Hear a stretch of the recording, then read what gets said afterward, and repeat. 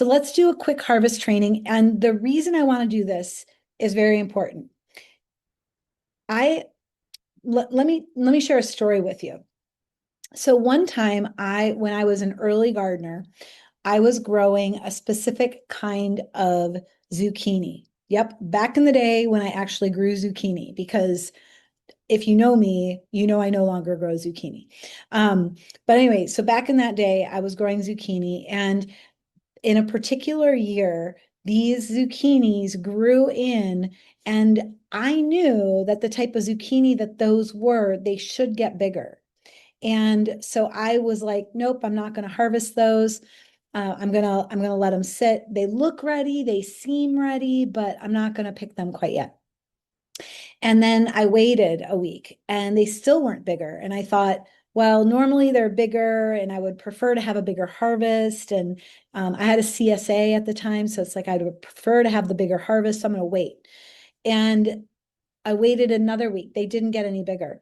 And so sometimes it happens where nature is weird. Have you experienced nature being weird before, where you think something's going to grow to a certain size and it just doesn't?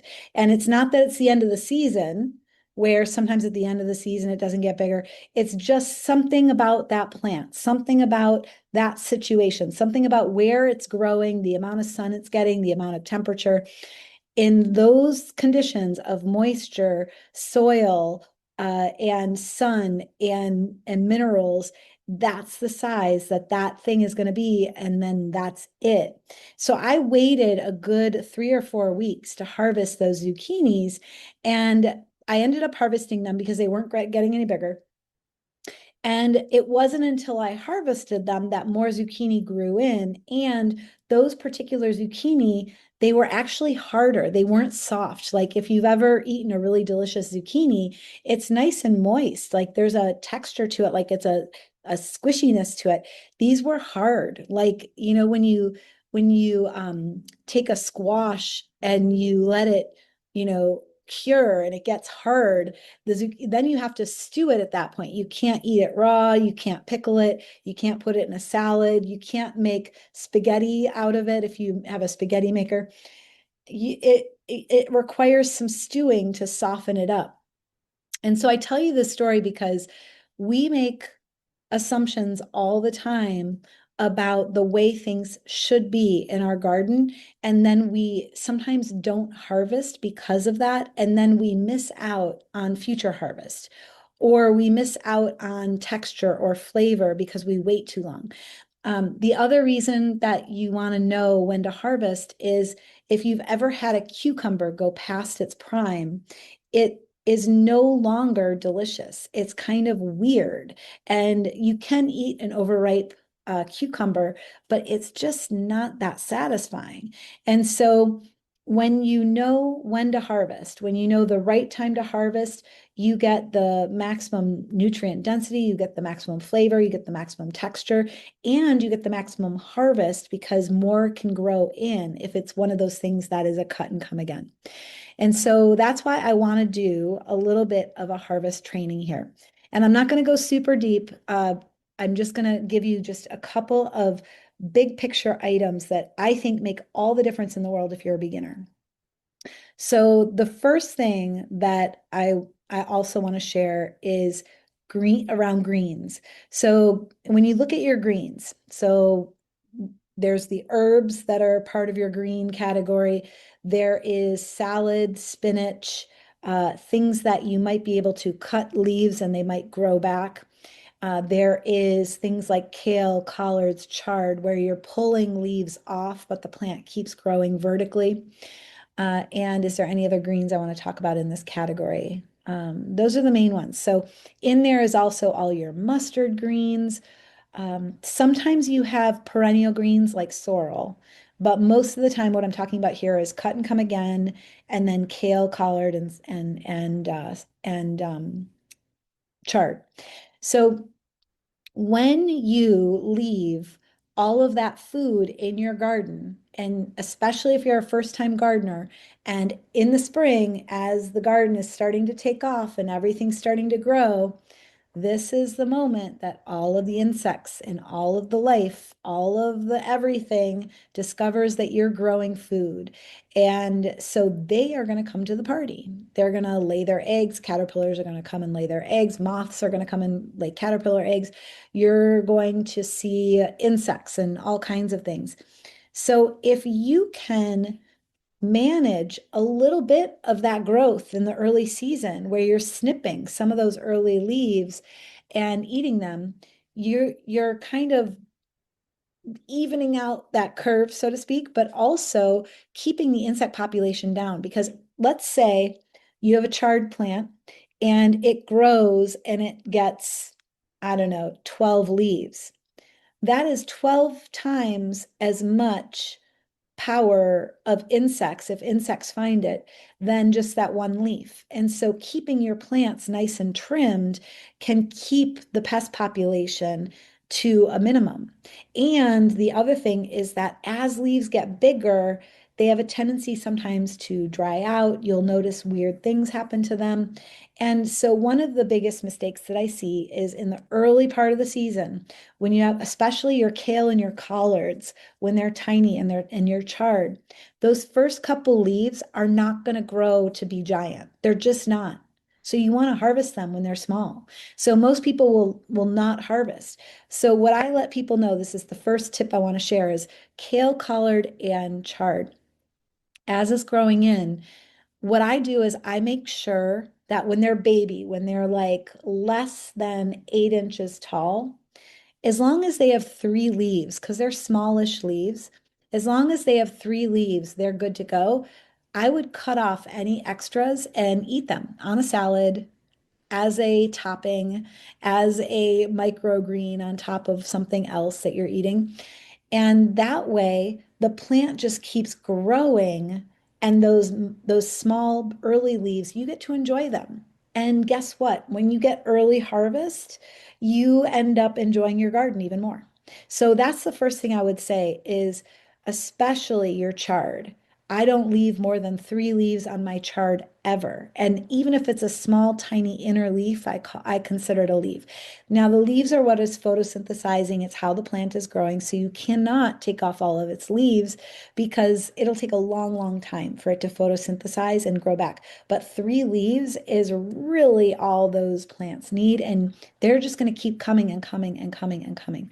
So when you see those gardens with giant kale, giant collard, giant chard, for me, I look at that and I'm like, that just seems like a whole lot of harvest that could be moving much faster. Um, and so as the plant grows larger, those leaves will grow larger as well, as long as the plants are far enough away. I like to keep my leaves smaller because they're more edible, they're softer. So I like them smaller. I'll pack my plants closer, harvest more often. But if your plant is a good foot apart, then the leaves will get bigger and bigger and bigger with time, but you still want to keep it to like 3 leaves on the plant for chard. For kale and collards, more. So for kale and collards, I would recommend closer to like 7 leaves per plant. Kale and collard, they kind of grow in a spiral, in a circle. And usually, when you look at the plant from the top down, you'll see 3 smaller leaves and 3 bigger leaves. And that's what I like to keep on the plant. Like six leaves is great, 7 is even better. So for kale and collard, that's what I recommend. Now, for the smaller plants, the spinach, the lettuce, the mustard greens, all that stuff, you can, there's cut and come again with salad greens, right? So when you have a big area where you sprinkle a bunch of seeds, you can mow that down and it grows back again. It won't grow back to the full amount. So with lettuces, I typically cut back pretty far as well and keep it really light because when an aphid infestation hits your lettuce, it's hard to manage because they're little delicate leaves. So I prefer to do more harvesting and less insect stuff in general. So that's one of my biggest reasons why I tell people to harvest early for those things, but also so you can enjoy it, so you can remember why you're gardening. And I know it's weird. The first time you garden, you're like, am I doing this right? Can I cut this? So that first season, if you're a beginner, um, go for it. See, and if you make a mistake, you can go get a little seedling still. It's early season. You can go get a seedling and pop it in. I had a garden with tons of harvest that I planted June 15th one year, and it was an epic harvest. So there's lots of time, even if you harvest a little too deeply, still possible. So that's one of the tips I wanted to share with you guys. Now, the other tips I want to share are around the harvest itself. So I recommend, if you can, to set up a harvest station.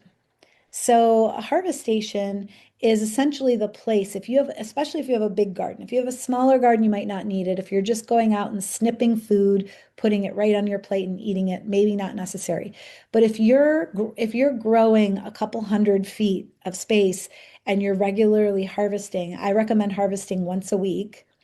Then I set up a little station where I have water baths that I can put my things through. I have a salad spinner for my lettuces that's out at the harvest station. I've got my clippers and my scissors. If I'm sharing the harvest with other people, I've got bags that I can put it in, whether those are recyclable canvas bags. And then I've got the other pieces that I do is soaker stations. So for some of the harvests that you're going to harvest, peppers, eggplant, zucchini, some of these things, even kale and collard and some of these things, I recommend. So I'm giving you a lot of tips and they're all interrelated. So we're talking about the harvest station. But if you want to really do a good job, you want to cool this produce down as much as possible, with the exception of delicate things that don't want to go in the water, and tomatoes don't want to go in water. But as I'm harvesting, I'm basically taking my kale and my collards and my chard, and I'm taking all of that. I usually will bunch it first. I'll make a bunch of kale, a bunch of collard, a bunch of chard, and then I'll put all of that in a bucket of water, cold water, to cool it down. And the reason I put it in the group, the bunch first, is that then it makes it easier to take it out. It's already together, and I can shake it out. And I can put that, once it's cooled down, into a vase if I want to, in the fridge, to keep it really fresh. To put it in, and now you've got your bunch, you could put it into a thing of a glass of water. So that, what you're doing is you're taking out all the heat from the external world and you're cooling it down. That's going to maintain the freshest produce, the best harvest. It's going to last the longest in your fridge. Now, not everything wants to go in the water bath, but I do recommend it for peppers, for eggplant, things that have soaked up the sun, cucumbers. Um, what other, I you don't put in the water bath basil. I wouldn't put basil in a water bath. I would just stick that in a cup of cold water. So anything that's delicate, that would kind of, the water would be hard on it. I wouldn't put it in the water. Or like cantaloupes, melons, those sorts of things, they don't go in the water. So any fruit, tomatillos would not go in the water because generally they've already got that skin. So you're trying to cool things down to make them last longer in your fridge. Root vegetables, such as carrots, turnips, beets, I don't put those in buckets of water. I put them on a mesh table and I spray all the soil off of them. That's what I recommend. That's the easiest way. If you want to store them with the soil on them, I knew a farmer that used to do that, and his carrots were absolutely super sweet because he would put them in a bag covered in dirt in the fridge. And then when he pulled them out, he would clean them off.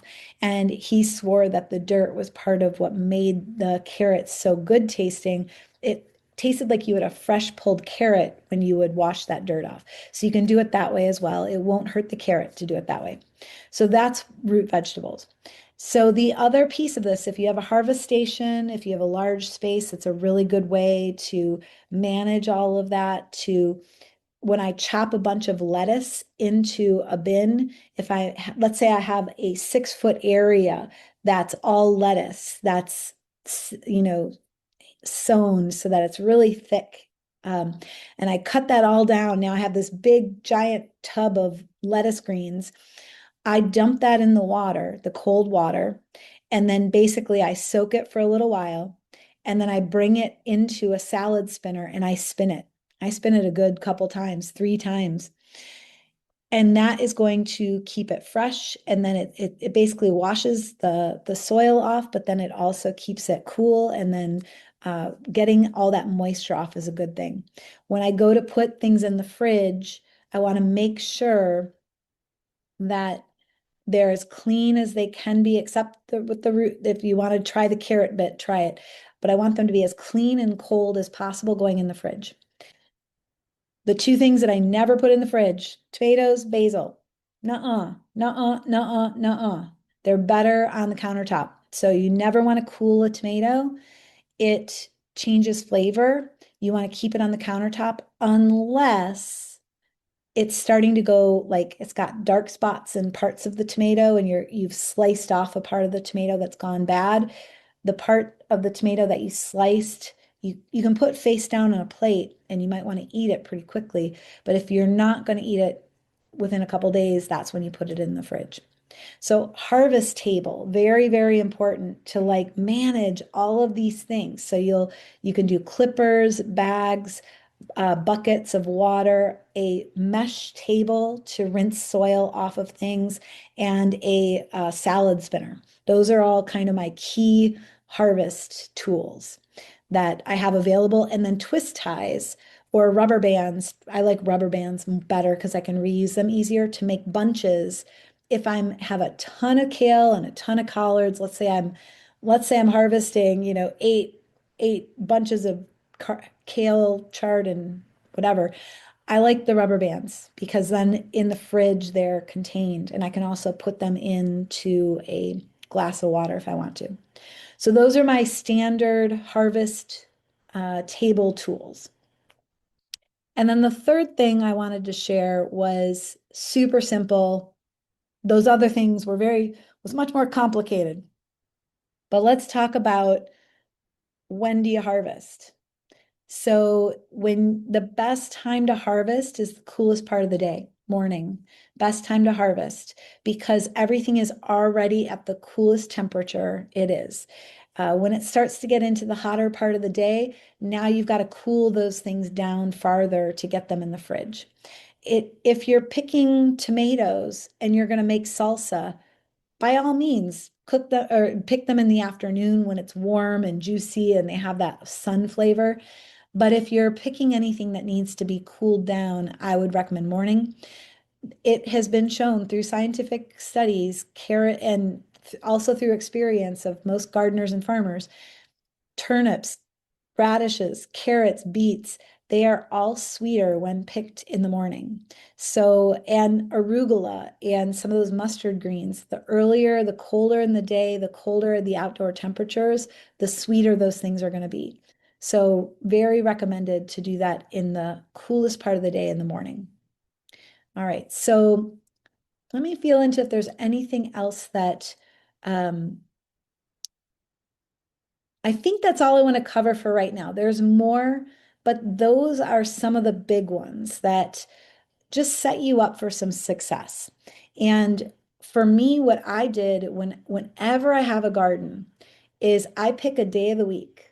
And regardless of how much I have harvested throughout the week, let's say every day I went out and I harvested for a salad or a smoothie, I go out once a week and I check, is there anything that needs to come in? And I harvest it all at once. That way, I basically am prepping it all at the same time. It can be a time savings. But if you're somebody who does harvest for meals and you want to keep everything in the garden as long as you can and only harvest for when you're ready to cook them, make sure you're picking off all of the extra material or all of the oldest materials of the plant and all of the oldest things first, and that you're not letting anything go overripe. So that's why it's a good idea to just do a check every week at least. Did I miss anything? Now, There's one exception, a couple exceptions to that, which is that cherry tomatoes, peas, beans, trying to think if there's any other ones in that realm. These are things that need to be harvested several times a week because otherwise you're going to lose harvest to the ground, especially with your cherry tomatoes. So cherry tomatoes every other day, every third day, peas and beans every third day. Otherwise, you're going to have overripe things that are going to go bad.